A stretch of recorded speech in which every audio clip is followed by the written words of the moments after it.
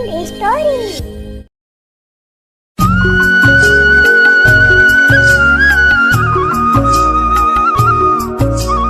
एक गांव जो बड़ा ही प्यारा और मनमोहक था, जहां सब लोग मिलजुल कर रहते थे।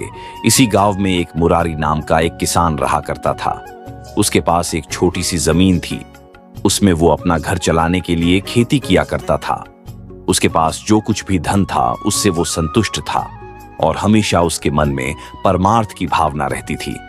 उसके परिवार में उसकी पत्नी रीना और एक बेटा बबलू था और एक बूढ़ा बैल रहता था। अरे रीना, तुम भी खाना बनाने में कितना समय लगाती हो? अभी खाना बनने में कितना समय और लगेगा? तुम रोज रोज देर कर देती हो। ऐसा कौन सा तुम हलवा बना के डालती हो टिफिन में? लोग अब तक खेतों में पहुंच चुके होते हैं। मैं ही सबसे देर से पहुंचता हूँ। खेत छल्ले जाने से भी ऐसा क्या पा लेते हो? कौन सा वहां से धन की पोटली लाए हो? यहाँ चुल्हे में फूंक मार मार के परेशान हो गई हूँ। मेरी मदद करने वाला भी कोई नहीं है। मुझे सब खुद करना पड़ता है। और सुनो, खाना बनने में 15 मिनट और लगेंगे। ये तो तुम्हारा रोज का है, रोज देर हो जाती है। मैं बेल को तैयार करता हूँ जब तक तुम मेरे लिए खाना बांध दो। मुरारी बेल को ले आया जब तक उसका खाना तैयार कर दिया। सुनो जी, अपना खाना समय से खा लेना। काम में लगने के बाद आप रोज रोज खाना खाना भूल जाते हो और भूखे ही रह जाते हो। आज बिल्कुल ऐसा मत करना। सुनो भाग्यवान, तुम्हारे व्यवहार को आज तक समझ नहीं पाया। फिर मुरारी अपने बैल के साथ अपने खेत के लिए निकल जाता है। खेत में पहुंचकर मुरारी ने काम शुरू कर दिया। कुछ ही देर में बैल चलता चलता थक कर बैठ जाता है। अरे भाई, क्या हुआ? तुम फिर से थक गए? तुम भी बहुत बूढ़े हो चुके हो। इसमें मेरी भी गलती है कि मैं तुमसे इतना काम करवाता हूँ, जो कि इस उम्र में तुझसे नहीं होता। तुम्हारी इतनी उम्र में मुझे तुमसे इतना काम नहीं करवाना चाहिए। पर वैसे भी हम थोड़ी देर ही काम करेंगे, फिर हम घर चलेंगे। तुम्हारे यह हालात मुझसे देखे नहीं जा रहे हैं। मैं कल ही 2 नए बैल खरीद लूंगा। बस आज की और बात है, ठीक है? कुछ देर और काम करने के बाद मुरारी और उसका बैल दोनों थक गए। थोड़ी देर बाद वो दोनों खेत से घर के लिए निकल गए। घर पहुंचकर मुरारी ने बैल को बांधा और घर में चला गया। सुनो भाग्यवान, बेल को खाने के लिए घास डाल दो और पीने के लिए पानी, और मेरे लिए खाना लगाओ। मैं हाथ पैर धोकर आता हूँ। आज तो मैं थक गया हूँ।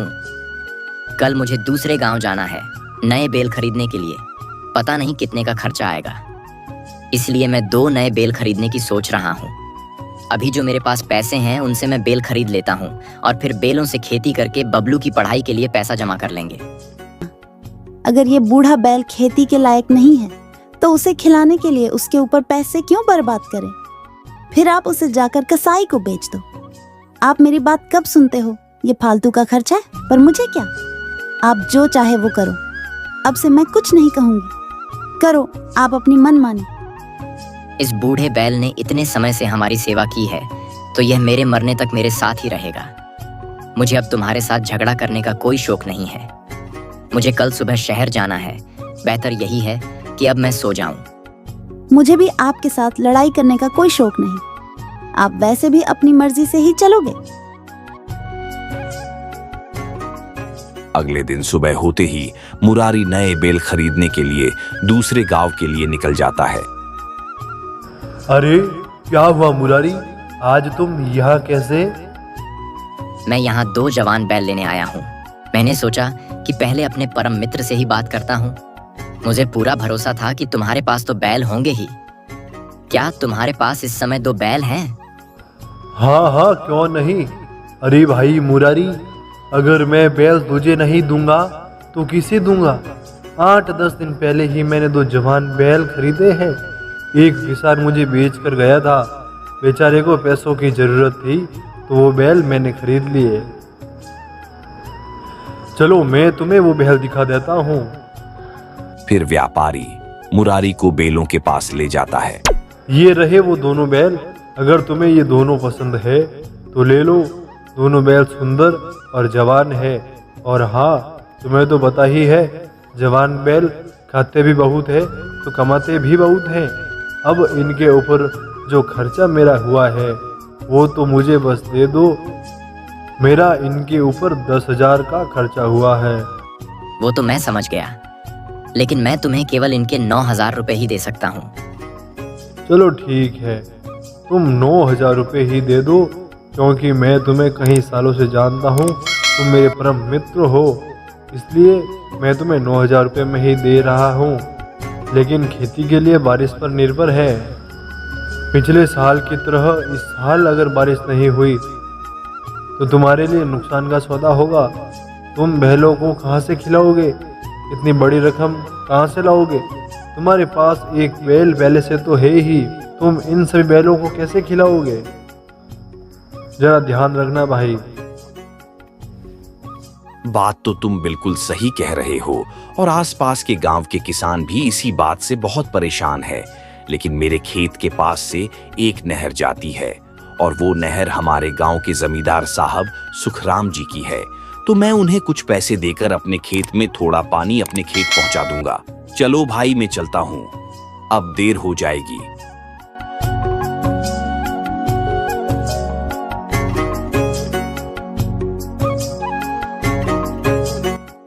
ये देखो, मैं 2 नए बैल ले आया हूँ, देखो और बताओ कैसे लगे। क्या बात है, ये बैल तो बड़े ही ताकतवर और सुंदर नजर आ रहे हैं। बड़े प्यारे हैं दोनों, लगता है काफी महंगे होंगे। और क्या कीमत दिया आपने इनकी? ये सस्ते तो नहीं हो सकते हैं ना? हाँ, तुम्हारा कहना बिल्कुल सही है। ये बैल जवान और ताकतवर है, इसलिए मुझे इन दोनों के लिए मेरी सारी जमा पूंजी देनी पड़ गई। आप जिस व्यापारी से इन बैलों को लेकर आए हो, तो आप उसी व्यापारी से अपने इस पुराने बैल को बेचने की बात कर लेते, ना तो शायद ये बैल बिक जाता। तुम अपने फालतू की बातें बंद करो। जब तक ये या मैं मर नहीं जाते तब तक हम साथ रहेंगे। आगे से तुम इसके बारे में कुछ नहीं बोलो तो ही ठीक है। लेकिन आपने अपने सारे पैसे तो इन बैलों पर ही खर्च कर दिए। अब आप खेत के लिए बीज कैसे लेकर आओगे? कहाँ से आएंगे अपने पास पैसे? और इस साल बारिश नहीं हुई तो?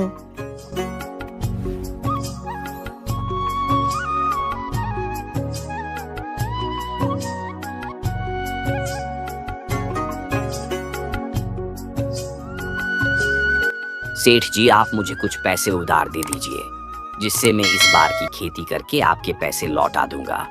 मेरे पास जो भी पैसे थे, मैंने उन पैसों से 2 नए बैल खरीद लिए। अब मुझे बीज लेने के लिए और खेतों में पानी पिलाने लिए पैसे चाहिए, और मैं पानी के लिए जमींदार जी को कुछ पैसे दे दूंगा और उनकी नहर से अपनी खेत के लिए थोड़ा पानी ले लूंगा।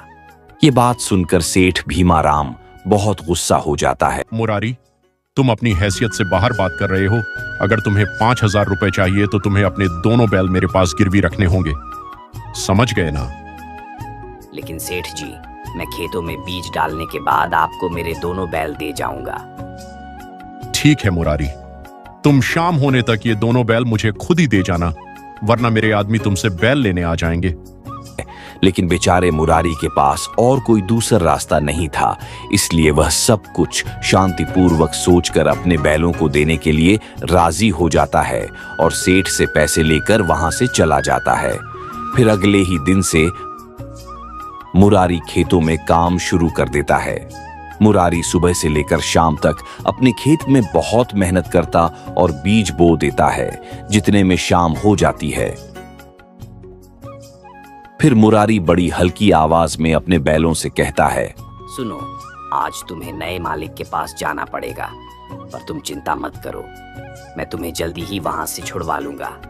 जैसे ही मेरी फसल पकेगी, तुरंत मैं फसल को कटवाकर पैसे सेठ के पास जमा करवाकर छुड़वा लूंगा। फिर मुरारी उन बेलों को लेकर सेठ भीमाराम के यहाँ चला जाता है और भीमाराम को दोनों बेलों को देकर वापस अपने घर चला जाता है। कुछ ही महीने बीत जाने के बाद मुरारी की फसल तैयार हो जाती है। फिर मुरारी अपने मन में यह विचार करता है, मैं कल ही फसल को काटकर मंडी में बेच आऊंगा और मेरे दोनों नए बेलों को फिर सेठ के घर से अपने घर ले आऊंगा। उधर ये बात सेठ भीमाराम को उसका आदमी ब्रिजू बता देता है कि सेठ जी, कल मुरारी के खेत की फसल कटने वाली है और वह फसल मंडी बेचकर आपके यहाँ पैसे जमा करवाकर वह अपने बैल आपसे छुड़वा ले जाएगा। लेकिन सेठ जी, मैं आपको एक तरकीब बताता हूँ। अगर मुरारी के फसल में आग लगा दे तो मुरारी कल कौन सी फसल काटेगा? ना रहेगी बांस तो ना बजेगी बांसुरी। हाँ हाँ, तुम बिल्कुल सही कह रहे हो, लेकिन ये काम तो आज रात ही करना पड़ेगा। फिर रात होने पर सेठ भीमाराम और उसका आदमी दोनों ही मुरारी के खेत में चले जाते हैं और वहां जाकर मुरारी की फसल में आग लगा देते हैं और वापस वहां से घर चले जाते हैं। अगले दिन सुबह होने पर जब मुरारी अपने खेतों में पहुंचा तो वहां का नजारा देखकर मुरारी के होश उड़ गए।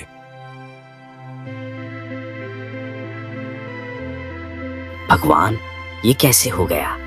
अब क्या करूंगा? मैंने कितनी मेहनत से ये फसल उगाई थी। ये मेरी फसल नहीं, मेरी उम्मीद थी, मेरा सपना था। अब मेरे सारे सपने अधूरे रह गए। हे भगवान, अब मैं क्या करूंगा? मेरा सब कुछ खत्म हो गया। अब मैं किसके भरोसे जीऊंगा? अब इस दुख की घट्टी में मेरा सहारा कौन बनेगा?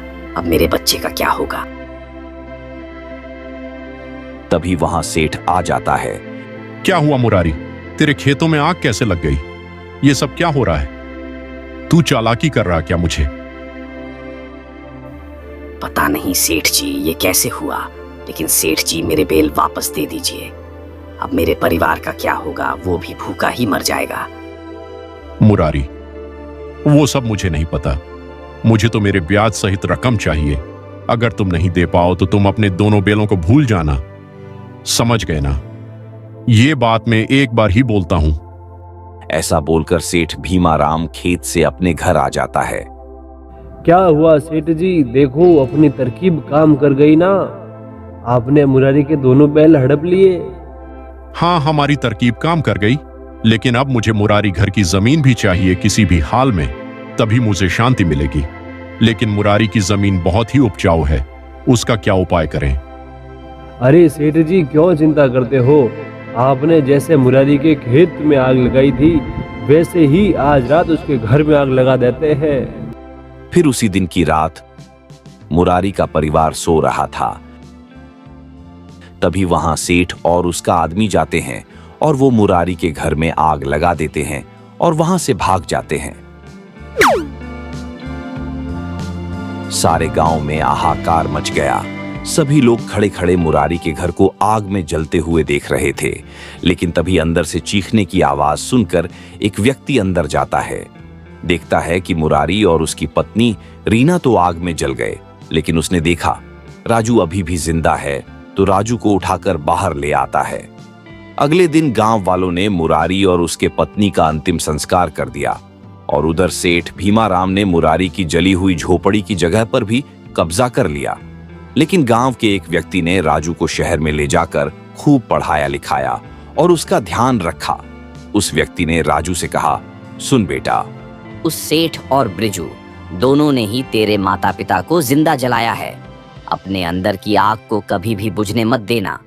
मैं तुझे पढ़ा लिखा कर एक पुलिस वाला बनाऊंगा। राजू की बात सुनकर राहुल रोने लगा और उसी दिन से मन लगाकर पढ़ाई करने लगा।